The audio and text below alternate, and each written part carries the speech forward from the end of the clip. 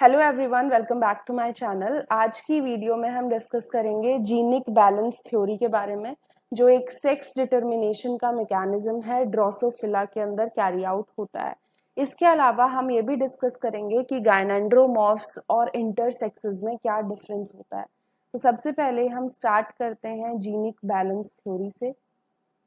Genic balance theory, तो जैसे कि मैंने आपको बताया, ये वाली थ्योरी वैलिड होती है for sex determination in Drosophila. तो हम यहाँ लिख लेते हैं सबसे पहले, ये सेक्स डिटर्मिनेशन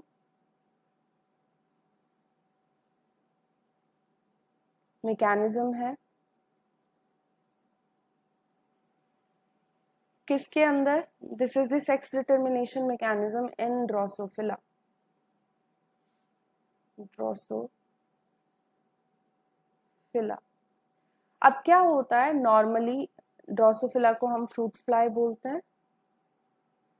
फ्रूट फ्लाई। तो जो भी ड्रोसोफिला होती है, इसके अंदर जो भी सेक्स क्रोमोसोम्स होते हैं वो नॉर्मली XX XY टाइप के होते हैं। तो XY is the condition found in the males of Drosophila and XX is found in females.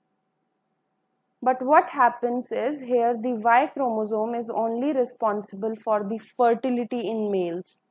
So it is responsible for male fertility. But ये सेक्स डिटरमाइन नहीं करती, यानी Y chromosome is not responsible for the production of a male in the Drosophila.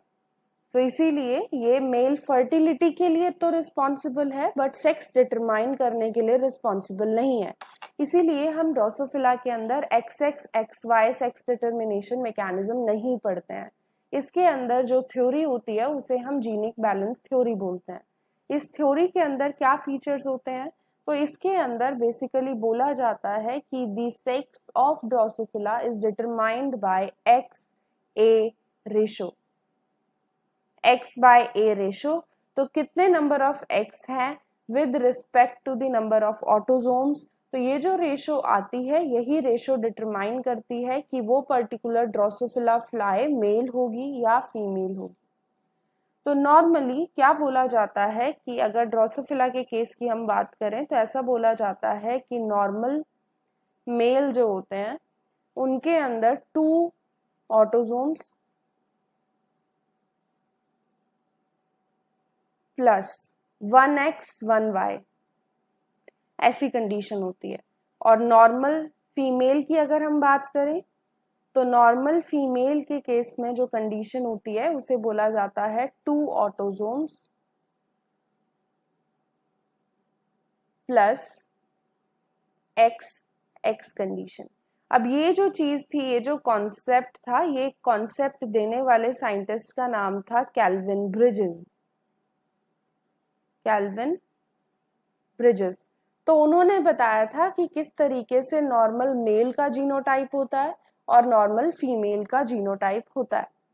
और ये भी इन्होंने ही बताया था कि Y chromosome is responsible for the mail fertility but not for the sex determination mechanism. अब हम देखते हैं कि किस तरीके से X/A रेशो डिटरमाइन करती है कि कौन सा टाइप का सेक्स होगा उस इंडिविजुअल का। तो उसके लिए सबसे पहले इसे रिमूव कर लेते हैं।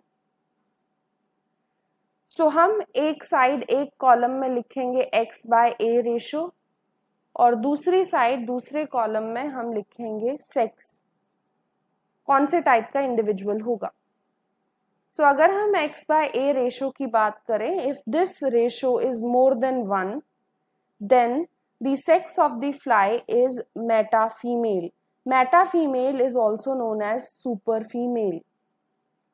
तो मेटा फीमेल या सुपर फीमेल की प्रोडक्शन होती है अगर X/A रेशो 1 से बड़ा हो, तो यानी नंबर ऑफ X क्रोमोसोम्स ज्यादा हो, ऑटोजोम्स कम हो, तो मेटा फीमेल वाली कंडीशन आएगी। क्योंकि ज्यादा X की प्रेजेंस मतलब वो सुपर फीमेल है, उसके अंदर ज्यादा number of X chromosomes present है। अब अगर हम बात करते हैं फीमेल की, नॉर्मल फीमेल की, तो उसके पास ये जो X/A रेशो होता है वो 1 होता है।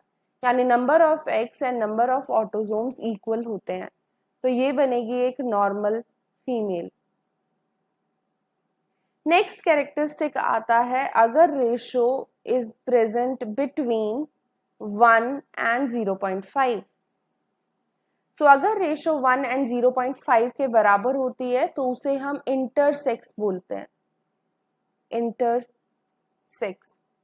अभी हम आगे डिस्कस करेंगे कि इंटरसेक्स गायनेंड्रोमॉर्फ नाम की कंडीशन से कैसे डिफर करता है। इसके बाद नेक्स्ट टाइप की जो रेशो बनती है that is equal to 0.5। So if the ratio is equal to 0.5 then it is the male. Less than 0.5, if the ratio is less than 0.5 then it is the condition of meta male or super male, super male. As such we do not use this term super male, we only use the term super female, क्योंकि super female जो है उसके अंदर x ज्यादा है, Meta mail जो होता है उसके अंदर ऑटोजोम्स ज्यादा होते हैं as compare to the number of x chromosomes. अब ये थी कुछ रेशोज जिनके बेसिस पे एक पर्टिकुलर ड्रोसोफिला का जेंडर डिसाइड होता है। अब हम डिस्कस करते हैं कि गायनेंड्रोमॉर्फ और इंटरसेक्सेस में क्या चीज डिफर करती है। सो अगर हम सबसे पहले गायनेंड्रोमॉर्फ्स की बात करें, गायनेंड्रोमॉर्फ्स, सो ये इस टाइप के इंडिविजुअल्स होते हैं जिनके पास दोनों मेल एंड फीमेल कैरेक्टरिस्टिक्स हों। So these contain both male and female characteristics, male and female characteristics.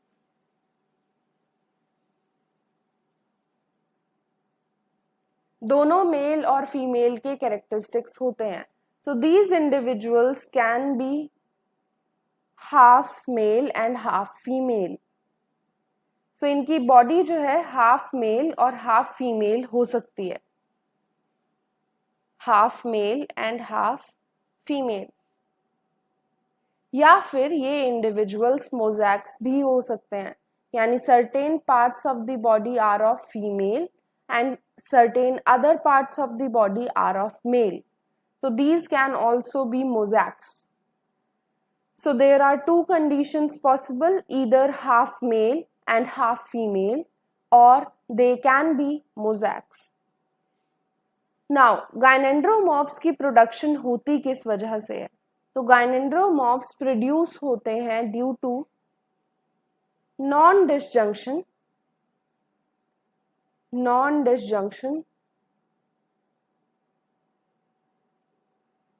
और chromosomal lagging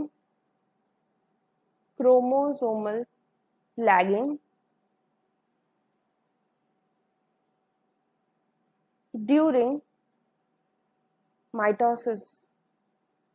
तो माइटोसिस के दौरान, इक्वेशनल डिवीजन के दौरान अगर क्रोमोसोम्स का डिसजंक्शन ढंग से नहीं होता, यानी equal number of chromosomes opposite poles पे मूव नहीं करते, अनइक्वल मूव करते हैं, एक पोल पे ज्यादा क्रोमोसोम्स चले जाते हैं और दूसरे पोल पे कम क्रोमोसोम्स जाते हैं, तो उसकी वजह से भी गायनेंड्रोमॉर्फ्स प्रोड्यूस हो सकते हैं। या फिर और these can also be produced by chromosomal lagging। तो अगर एक क्रोमोसोम, नॉन डिसजंक्शन होगा इस तरीके से कि अगर एक सेल है, क्रोमोसोम्स यहाँ पे 3 प्रेजेंट हैं क्योंकि इस पोल पे 3 आ गए क्रोमोसोम, बट जो दूसरा वाला पोल है उस पे सिर्फ 2 क्रोमोसोम्स प्रेजेंट है, इस टाइप की कंडीशन। तो इसे क्या बोलेंगे? इसे बोलेंगे नॉन डिसजंक्शन ऑफ क्रोमोसोम्स, क्योंकि एक पोल पे ज्यादा क्रोमोसोम्स चले गए और दूसरे पोल पे कम गए हैं। अगर क्रोमोसोमल लैगिंग की हम बात करें तो इस केस में ऐसा होता है कि क्रोमोसोम्स जो हैं उनमें से एक पे क्रोमोसोम्स इसीलिए कम गए हैं क्योंकि वो क्रोमोसोम बीच में लैग हो गया था, इट लैग्ड बिहाइंड, वो दूसरे पोल पे जा ही नहीं पाया, वो बीच में रह गया, तो उसे बोलते हैं क्रोमोसोमल लैगिंग। तो दोनों में से कोई भी कंडीशन हो, दोनों में ही गैनेंड्रोमॉर्फ्स की प्रोडक्शन होगी। नेक्स्ट हम देखते हैं कि इंटरसेक्सेस में क्या चीज डिफर करती है गाइनेंड्रोमॉर्फ्स के कंपैरिजन में।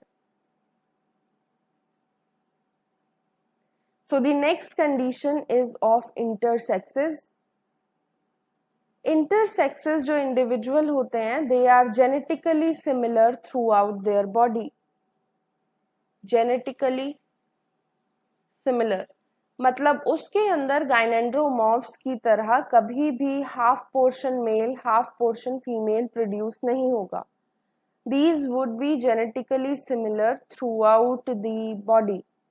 पूरी बॉडी के थ्रू आउट उनके जेनेटिकली जो जेनेटिक कंटेंट है वो बिल्कुल सेम रहेगा, डिफर नहीं करेगा। तो अगर एक साइड पे मेल एंड फीमेल का जो कॉम्बिनेशन है वो प्रेजेंट है, यानी there is presence of Y chromosome also along with 3 or 4 X chromosomes, then that individual would produce both the genetic components of male and female. Therefore, they would be intersexes. But these intersexes are usually sterile. These are usually sterile. ये fertile नहीं होते, so these are not able to produce fertile offsprings. Offsprings produce नहीं कर पाएंगे, ये zygote produce नहीं कर पाएंगे। तो ये होते हैं intersexes. आई होप कि आपको आज की वीडियो पसंद आई हो। इसके नोट्स आपको डिस्क्रिप्शन बॉक्स में मिल जाएंगे। अगर आपका कोई भी डाउट है तो आप मुझे कमेंट सेक्शन में लिख के बता सकते हैं, मैं उसे जल्दी से जल्दी क्लियर करने की कोशिश करूँगी। Thank you.